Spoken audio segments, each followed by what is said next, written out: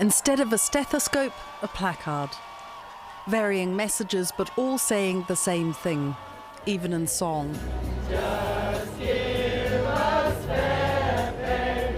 Well, it's quite a party atmosphere here right now, but let's not forget this is one of the most serious strikes ever to hit the NHS, and there seems to be no end in sight. Neither side has got round the negotiating table in recent days, and people are now talking about whether they have to bring in independent arbitrators. Despite rumours he was on holiday, the Health Secretary did appear for a pooled interview. Channel 4 News was not able to ask our own questions. We recognise the hugely important role that they play within the NHS. That's why we stand ready to have meaningful and constructive talks with them, as we have had with other health unions, as we have in terms of responding at the budget to concerns from doctors regarding their pensions. So we are ready to have discussions with them, but clearly a demand for 35%, over £20,000 for some junior doctors is not fair or reasonable. Save our NHS! Save our NHS! A junior doctor is a medic who is trained but below consultant level, and they are paid at different rates depending on their experience. The BMA says overall junior doctors have seen a real terms pay cut of 26% since 2008, and they're calling for a 35% rise to restore their pay when taking inflation into account. The Institute for Fiscal Studies disputes these figures. They say using different data analysis, the erosion in pay is actually between 11 to 16%, but nobody disputes there has been a fall in what junior doctors take home. What we're asking for is £5 to £10 an hour for doctors. So £5 for the doctor that is restarting your heart in hospital. They could be looking after over 200 patients by themselves as the first port of call overnight. And we're asking for £10 an hour for the doctor who has over 10 years of experience in the NHS. And this could be the doctor that is performing your brain surgery, clearing you of cancer, reporting your scans. So we're asking for £5 to £10 an hour. Can we afford not to pay our doctors? 1, 2, 3, 4. We can't take it anymore. Yet the action is putting intense pressure on the NHS across England, with as many as 350,000 appointments and operations expected to be cancelled. Nick Gladwell, who has bowel cancer, had his pre-operation appointment rescheduled today. It shouldn't be involving me. This is two parties at loggerheads, and I'm stuck in the middle, and I feel my life's been put on the line for money. Trust leaders have expressed concern about overnight cover and the impact on services over the coming days, with many expressing frustration at the lack of movement in the negotiations. Something needs to give. There needs to be a leap of imagination from both sides to get past this combative rhetoric. Maybe it could involve ACAS, some intermediary to bring them together, but those talks need to happen. The BMA has been criticised for calling the strike over the Easter holidays and during Ramadan, when fewer consultants were available. But they will take heart today from an Ipsos poll which shows more than half the public supports their action. Victoria MacDonald. Well, I'm now joined from Central London with Dr. Lila Mackay, Policy Director at the NHS Confederation, the organisation that represents the healthcare system in England, Wales and Northern Ireland. Thank you very much for coming on.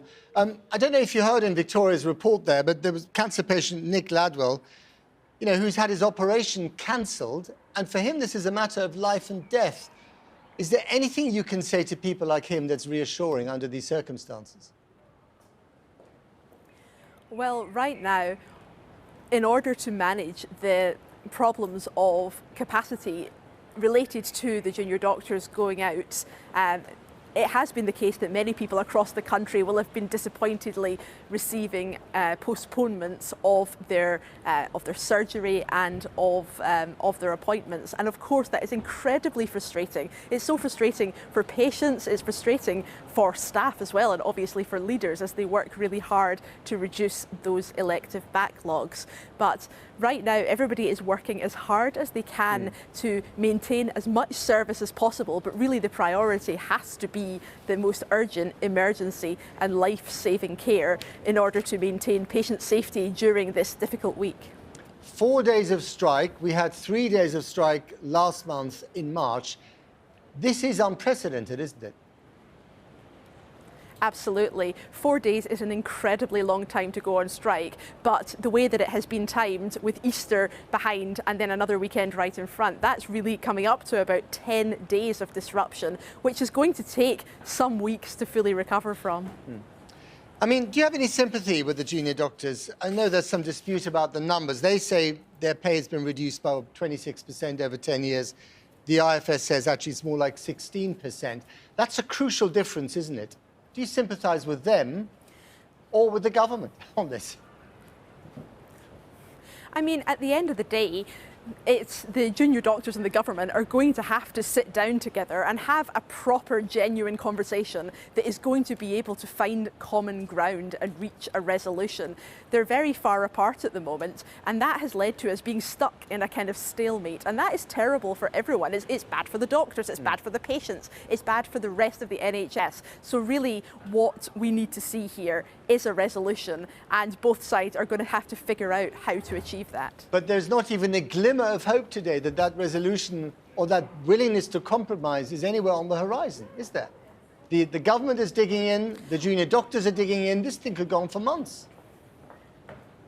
At the moment, this stalemate is very concerning. What we need to not see is that after this strike, which is being so disruptive and so difficult to manage, it's taking up so much capacity as everybody figures out the mitigations, and many, many people have had their care disrupted. What we need to see now is a resolution. We can't have a repeat of this, so that's why we're really calling on the junior doctor representatives and the government to think about everything they can do. For example, this might be the time to turn to ACAS and look for mitigation as mediation as they both work together to find a solution. And in order to fill those hours that are not being filled by the junior doctors during the strike, how much are you having to pay consultants to do their work? Well, I mean, at the moment, consultants have their own work to do. They're incredibly busy. Many consultants, of course, have had planned holiday over the Easter period. Some of them have had to cancel that. But yeah, after the consultants have been working very hard to provide that cover, we're now, of course, seeing further rest that they're going to require before they, because they're doing that cover. So it's going to disrupt the care now because the consultants are having to cover for junior doctors, not just consultants, of course, but pharmacists, nurses, specialist doctors. And then, of course, they're going to need to skip some of the things they were going to do, again, prioritising the most urgent care. Sounds like a mess. Dr. Lena Mackay, thank you very much indeed. OK, let's hear from Kieran in Leeds. Kieran, over to you. Thanks, Matt. Junior doctor and British Medical Association member Dr. Vasily Crispy is with me now in the studio. Dr. Crispy, I mean, this is going to cause very real harm to patients, isn't it? Well, the BMA has put patient safety at the forefront of our industrial action, and we've already seen with the strikes in March that we can deliver industrial action with safe provision of emergency care, thanks to our consultant and SAS doctors. We're here because ultimately the care that we deliver on a day-to-day basis is already unsafe for patients. We can't deliver on the targets that the government set, let alone on the standards that we want. And if it's already unsafe, this strike is going to make it far, far worse, isn't it? Because hundreds of thousands of operations and appointments are being cancelled that wouldn't otherwise have been. For instance, people awaiting potentially life-saving heart surgery in the second highest priority category. And some of your colleagues, senior cardiologists, are saying that people could lose their lives. Do you accept that? Well, what we're looking at is consultants and SAS doctors stepping down to provide emergency care. And we're sorry for those patients who are facing cancellations of their surgeries and elective procedures. Ultimately, if we don't take a stand now, we'll simply see the situations within the NHS to worsen. But I want to know if you think that there will be avoidable loss of life because of this action this week, as some senior cardiologists are saying. I don't think that's the case. We've put provisions in place, and as we've seen already earlier today, trusts can escalate the ask for derogations, as we have provided in one hospital in Somerset, should that be the case. Trusts have had 14 days to put in place all the emergency cover that was necessary. And there aren't derogations across the board, are there, as the nurses did? And also talking about what the nurses did, they agreed to pause the strikes in order to negotiate with the government. Why won't the junior doctors do that? Well, what we've seen with Mr. Barclay is that when they first met prior to the first industrial action, there was simply no mandate for him to negotiate a pay deal with us. On the second meeting after the first industrial action, there were simply preconditions and no offer on the table. But what we're asking... nurses didn't get an offer before they negotiated. Neither did the paramedics. You negotiate an offer. That's the whole point, isn't it? Well, you're saying you won't sit down until you get an offer.